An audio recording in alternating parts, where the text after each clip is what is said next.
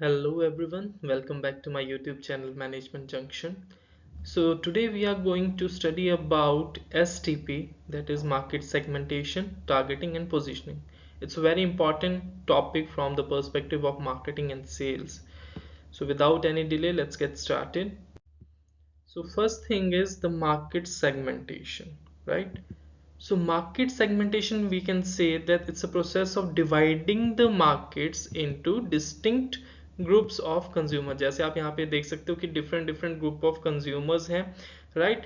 अब ये जो different different group of consumers हैं, इनका क्या हो सकता है? या तो इनका similar characteristics था, इसकी वजह से कंपनीज ने इन ग्रुप को पिक किया, राइट? या फिर ये जो ग्रुप्स थे इनके जो नीड्स और बिहेवियर थे वो इनके कॉमन थे, इस तरह से उन्होंने different different group of consumer customers बना दिए, उसको पिक कर रहे हैं, right, according to their need, behaviour, similar characteristics. So जो मार्केट सेगमेंटेशन है, that is, if we talk about the types of market segmentation, this is divided into four types में सबसे पहले हमारा आ गया demographic segmentation, then psychographic segmentation, behavioral segmentation, and fourth one is geographic segmentation. So demographic का मतलब है कि you are going to divide your market based on some demographic factors, जैसे कि वो क्या हो सकता है, आपका age, gender, income, education, occupation और the family size. For example, हम एक एग्जाम्पल कंसीडर करते हैं कि अ कंपनी जिसके पास एक लग्जरी प्रोडक्ट है वो किस पे फोकस करेगा, वो हाई इनकम लेवल ग्रुप पे फोकस करेगा. अगर हम इस पे एक और एग्जांपल कंसीडर करें कि एक कंपनी है जो कि बेबी प्रोडक्ट सेल करती है, तो वो किसको टारगेट करेगा, न्यू पेरेंट्स को या जो एक्सपेक्टेंट मदर्स हैं, और उनकी एज रेंज क्या है, एज के हिसाब से उन्होंने 25 to 35 रखा, राइट. सो ये उन्होंने डेमोग्राफिक बेस पे अपना कैटेगराइजेशन कर लिया सेगमेंटेशन का. Then second thing is psychographic. Psychographic का मतलब हो गया कि जो हमारे कंज्यूमर्स हैं, we are going to consider them on the basis of their lifestyle, interest, उनकी वैल्यूज, एटीट्यूड और द पर्सनैलिटी, राइट. एंड जो भी उनके पर्सनैलिटी ट्रेट्स हैं, इससे क्या होगा कि कंपनी अंडरस्टैंड करना चाहेगी कि उनका मेन प्रेफरेंसेस किस तरह के, मोटिवेशन किस तरह के. जैसे कि एग्जांपल लेते हैं, एक फिटनेस ब्रांड है, वो क्या कर रहे हैं, टारगेट किसको करेगा, हेल्थ कॉन्शियस कस्टमर्स को, या फिर जो एनवायरमेंटली कॉन्शियस है इंडिविजुअल्स, उनको टारगेट करेगा. अगर हम इसका कोई दूसरा एग्जांपल कंसीडर करते हैं, तो जैसे कॉफी ब्रांड है, वो क्या टारगेट कर रहा है, एनवायरमेंटली कॉन्शियस कस्टमर्स को, और जो सोशल रिस्पॉन्सिबल हैं उन तरह के कंज्यूमर्स को फोकस कर रहा है जो कि वैल्यू करते हैं सस्टेनेबल फार्मिंग प्रैक्टिसेस और फेयर ट्रेड को. After that the third thing is behaviour segmentation. तो नाम से ही क्लियर है, मतलब उनका बाइंग बिहेवियर किस तरह का है, उनका यूजेज ऑफ पैटर्न किस तरह का है, ब्रांड लॉयल्टी किस तरह की है, या फिर वो किस तरह से रिस्पॉन्स कर रहे हैं. यूजेस पैटर्न मतलब आप प्रोडक्ट को कॉन्टिन्यूसली यूज कर रहे हो या हफ्ते का गैप लेके, महीने के गैप से. ब्रांड लॉयल्टी मतलब आप बार बार एक ही ब्रांड के प्रोडक्ट को परचेज कर रहे हो. तो यहाँ पे जो हम एग्जांपल लेंगे, लाइक यहाँ से क्या फायदा हो रहा है, कंपनीज को ये पता करने में पता लग रहा है कि जो यूजर्स हैं वो हमारे फ्रिक्वेंट यूजर हैं, या वो सिर्फ फर्स्ट टाइम बाय करने आए थे, या वो ब्रांड स्विचर हैं कि आज उसने एक्सवाईजी कंपनी का प्रोडक्ट यूज किया, कल को वो कहीं और जा रहे हैं. तो वहां से वो ब्रांड लॉयल्टी का पता लग जाएगा. जैसे कि एन एयरलाइन जो टारगेट कर रही है अपने फ्रीक्वेंट फ्लायर्स को, जो कि ट्रैवल करते हैं more than 10 times a year, तो वहां से वो उनके लिए क्या करेगा, एक लॉयल्टी प्रोग्राम ऑफर कर रहा है, कुछ एक्सक्लूसिव बेनिफिट. उससे उनको पता चल गया कि उनका जो पैटर्न है यूज करने का, वो एक साल में कम से कम 10 बार उनकी एयरलाइंस के थ्रू ट्रैवल कर रहे हैं. After that, the last categorization of market segmentation is geographic. So geographic का मतलब है, हमारा नाम से क्लियर है कि you are going to divide your market on some geographic factors, जिसमें कि क्या क्या है, आपका लोकेशन है, क्लाइमेट है, कल्चर है, या फिर रीजन है. इससे हमें उनकी नीड्स एंड प्रेफरेंसेस का पता लगेगा, बिकॉज वो डिफरेंट डिफरेंट लोकेशन के अकॉर्डिंग वेरी कर जाती हैं. जैसे कि एक एग्जांपल लेते हैं कि सनस्क्रीन ब्रांड है, वो किस तरह के कंज्यूमर को टारगेट करेगी, कोई इस तरह का रीजन टारगेट करेगी जहां पे क्या रहेगा, एक सनी क्लाइमेट रहता होगा. अगर हम इसमें अनदर एग्जांपल करें, जैसे एक कंपनी है, वो सर्फ बोर्ड मैन्युफैक्चरर है, तो वो किसको टारगेट करेगा, कोस्टल रीजन को टारगेट करेगा जहां पे वार्म क्लाइमेट रहता है, जहां पे सर्फिंग बहुत ज़्यादा पॉपुलर है, फॉर एग्जांपल कैलिफोर्निया और ऑस्ट्रेलिया, राइट. सो ये सब चीज़ें होगी हमारी मार्केट सेगमेंटेशन की. अब इसमें अगर हम आगे और ज़्यादा बात करें, इसमें हमने एग्जांपल्स जो कंसीडर किए हैं, 3 एग्जांपल कंसीडर किए हैं.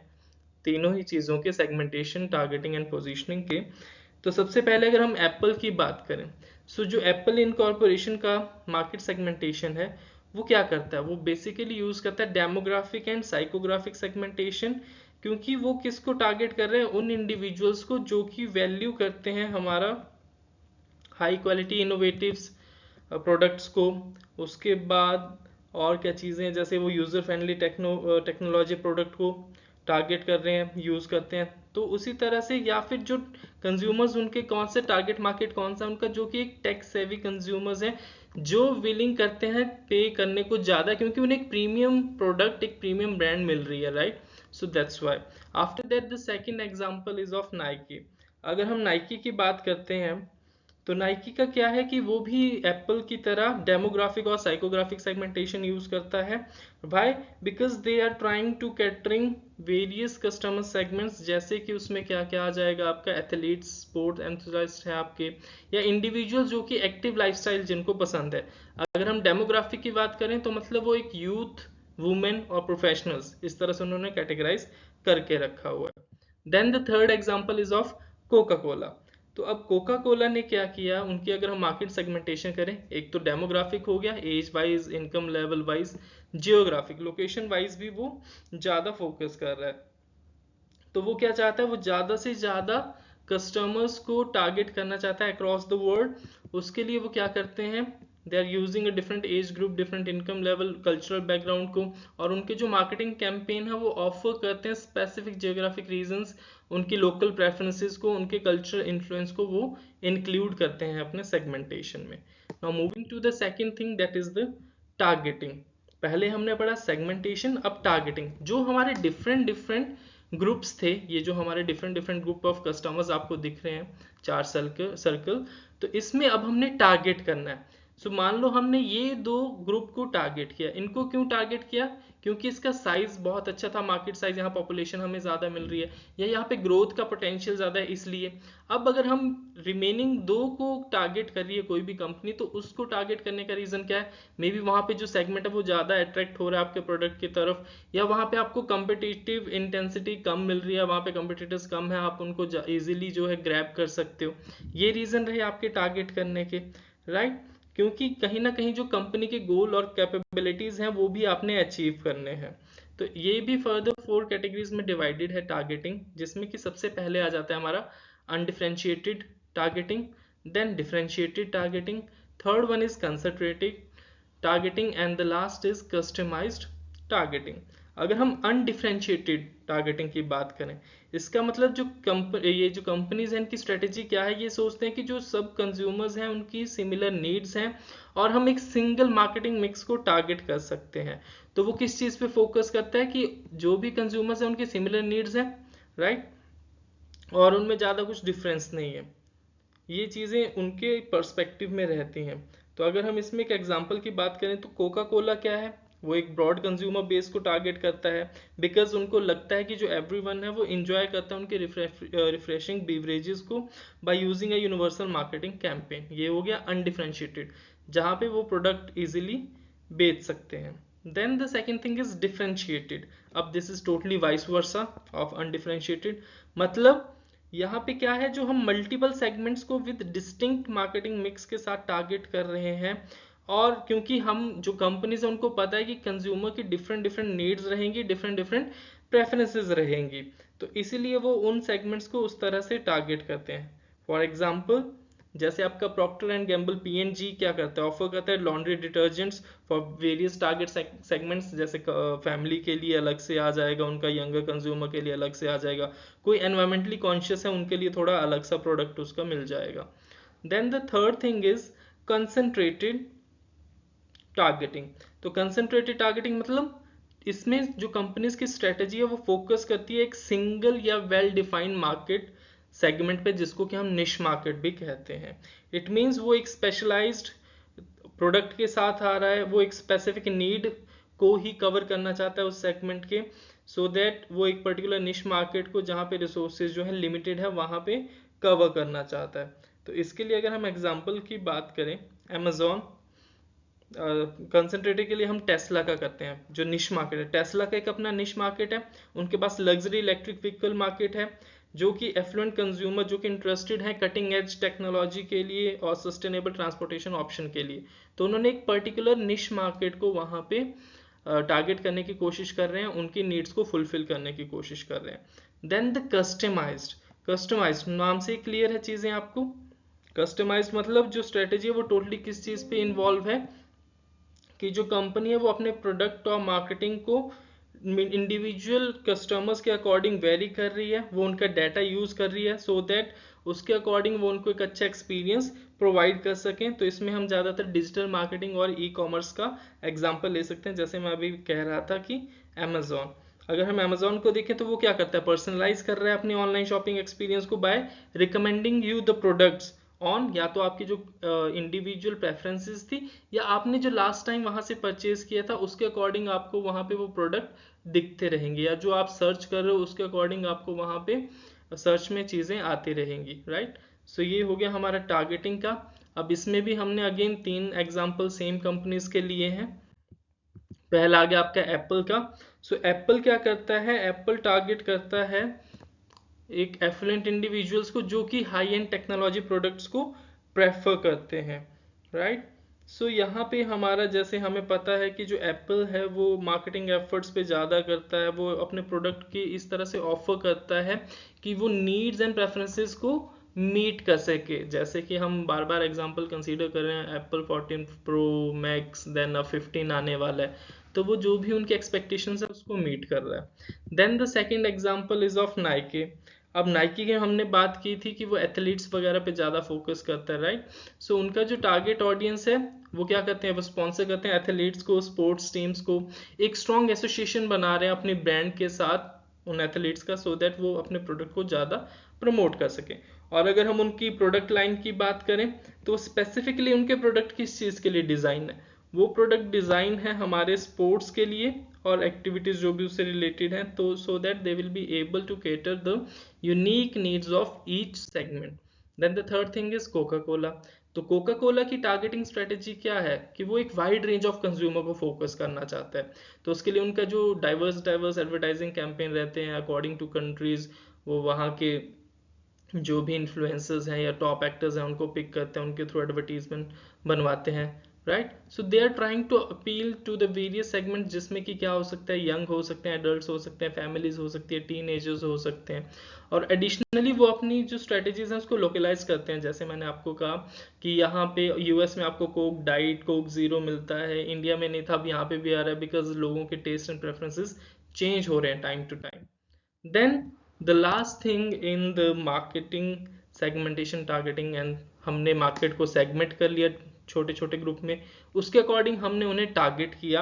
अब हमें अपने प्रोडक्ट को पोजीशन करना है, राइट। सो उसके लिए जो की एलिमेंट्स रहते हैं पोजीशनिंग के लिए, वो है कि कैसे हम पोजीशन करेंगे। या तो हम कोई यूनिक वैल्यू प्रोवाइड करवा रहे हैं अपने प्रोडक्ट के थ्रू, या हम किस तरह से अपने प्रोडक्ट को डिफरेंशिएट कर पा रहे हैं, या फिर हम अपनी ब्रांड की पोजीशनिंग किस तरह से कर पा रहे हैं। अगर हम यूनिक वैल्यू प्रोपोजिशन की बात करें, इट मीन्स आप कहीं ना कहीं कुछ अलग ही बेनिफिट या वैल्यूज जो है अपने ब्रांड के थ्रू ऑफर करवा रहे हैं अपने कस्टमर्स को, only then you will be able to provide a unique value. Then the second thing is differentiation. अब आप अपने प्रोडक्ट को किन बेसिस पे डिफरेंशिएट कर सकते हो, या तो उसके फीचर्स किस तरह के, एट्रीब्यूट्स किस तरह के, या आप जो बेनिफिट्स हैं वो कितना एक्स्ट्रा प्रोवाइड करवा रहे हो as compare to your competitors. Only then you will be able to differentiate your product. Then the third thing is brand positioning. अब इसमें आपकी ब्रांड की वैल्यू, पर्सनैलिटी, एसोसिएशन किस तरह से है, वो सब चीज़ें आती हैं, okay. Now talking about the main types of positioning, वहाँ पे ये पोजीशनिंग होती है, या तो आपकी प्राइस बेस्ड पोजीशनिंग होगी, या फिर बेनिफिट बेस्ड पोजीशनिंग होगी। Then the third thing is usage based, and fourth thing is competitor based. तो पहला है प्राइस बेस्ड। नाम से क्या चीज़ क्लियर हो रही है आपको कि कहीं ना कहीं आप किस तरह का प्राइस प्रोवाइड करवा रहे हो। तो प्राइस के लिए आपको दो ही ऑप्शन होंगी, या तो आप अपना जो प्राइस है वो कम, मतलब लोअर कॉस्ट पर अपना प्रोडक्ट प्रोवाइड करवा रहे हो, क्योंकि आप किन कस्टमर को टारगेट कर रहे हो, जो कि बहुत ही प्राइस सेंसिटिव कस्टमर्स हैं, या फिर आप अपना प्राइस कम नहीं कर रहे हो, आप हाई प्राइस पे दे रहे हो, बिकॉज आप उस हाई प्राइस के साथ साथ कहीं ना कहीं एक प्रीमियम प्रोडक्ट अवेलेबल करवा रहे हो एक अच्छी क्वालिटी के साथ। तो यही दो ऑप्शन है आपकी प्राइस बेस्ड में। Then benefit based. अब बेनिफिट बेस्ड मतलब आपका जो प्रोडक्ट है वो क्या बेनिफिट प्रोवाइड करवा रहा है, या किस तरह से वो कस्टमर की नीड्स को या उनकी प्रॉब्लम्स को सॉल्व करने में हेल्प करवा रहा है। अब सपोज आप कोई भी प्रोडक्ट लेने जाओगे तो कहीं ना कहीं आप चेक करोगे ना उसको खरीदने से पहले कि अच्छा मुझे इस चीज़ की ज़रूरत है, क्या मुझे ये सब चीज़ें इसमें मिल रही हैं या नहीं मिल रही हैं, राइट। सो वो आपकी प्रॉब्लम सॉल्व हो रही है या नहीं हो रही है। Then usage based. Usage based मतलब अब जो आपका प्रोडक्ट है वो क्या डेली यूज के लिए या कोई स्पेसिफिक ओकेजन पे ही आप उसको यूज कर सकते हो, किसी सिचुएशन के थ्रू ही वो सुइटेबल है। उस तरह से आप अपने प्रोडक्ट को डिफरेंशिएट कर सकते हो, पोजीशन कर सकते हो। And last thing is competitor based. मतलब डायरेक्ट आप कंपैरिजन किसके साथ करो, अपने कंपिटिटर्स के साथ। तो आप वहां पे अपने प्रोडक्ट को, अपने ब्रांड को सुपीरियर दिखाना चाहते हो as compare to your competitors.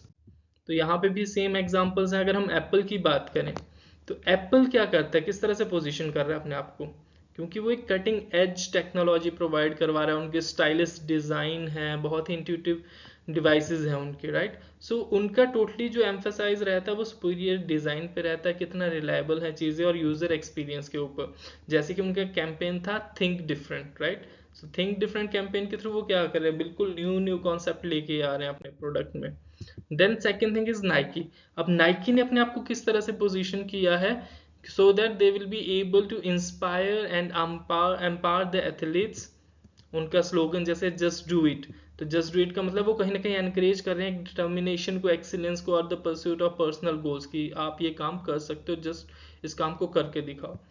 Then जो उनके मार्केटिंग एफर्ट्स हैं वो किस किस चीज़ पे हाईलाइट कर रहा है, अपनी परफॉर्मेंस पे, स्टाइल पे, अकॉर्डिंग टू टाइम उनके स्नीकर्स वगैरह किस तरह से वेरी कर रहे हैं, right.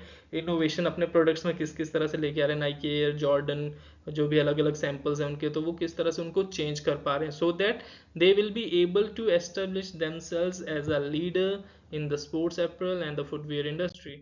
Then the last example is Coca Cola. तो कोका कोला ने अपने आप को किस तरह से पोजीशन किया हुआ है, आप जब भी नाम सुनते हो कोका कोला का तो क्या आपके माइंड में आता है, एक रिफ्रेशिंग सी इंजॉयबल बीवरेज हमारे दिमाग में आती है, राइट। तो उनकी जो मार्केटिंग कैंपेन है वो मोस्ट ऑफ द टाइम किस चीज़ पे एम्फेसाइज करते हैं, आपके इमोशंस पे, आपके सोशल एक्सपीरियंस पे, जो कहीं ना कहीं एसोसिएट है how you are going to consume your product. And second thing is वो अपने आप को किस तरह से पोजीशन कर रहे हैं। अब उनकी एडवर्टीजमेंट भी आप देखते होंगे तो उसमें क्या दिखाते हैं वो, हैप्पीनेस, टुगेदरनेस, शेयरिंग। सो इस तरह से कोका कोला क्या है, एक आइकॉनिक और ग्लोबली रिकॉग्नाइज्ड ब्रांड बन गया है कि उन्होंने अपने आप को किस तरह से पोजीशन किया। तो बेसिकली पोजीशन का मतलब है कि जब भी आप किसी प्रोडक्ट के बारे में सुने तो कौन सी इमेज आपके माइंड में एकदम से आ रही है।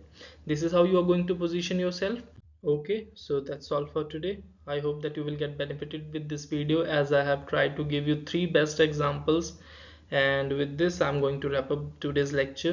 Do like my videos, do share my videos, do subscribe my channel. अगर आपने subscribe कर दिया है, then do press the bell icon so that आप तक पहले notification आए और आप वीडियो को बिल्कुल टाइम से देख पाएँ. And also try to share my videos with your friends, your batchmates, so that they will also get benefited by these videos. Thank you all. Bye bye. Have a nice day.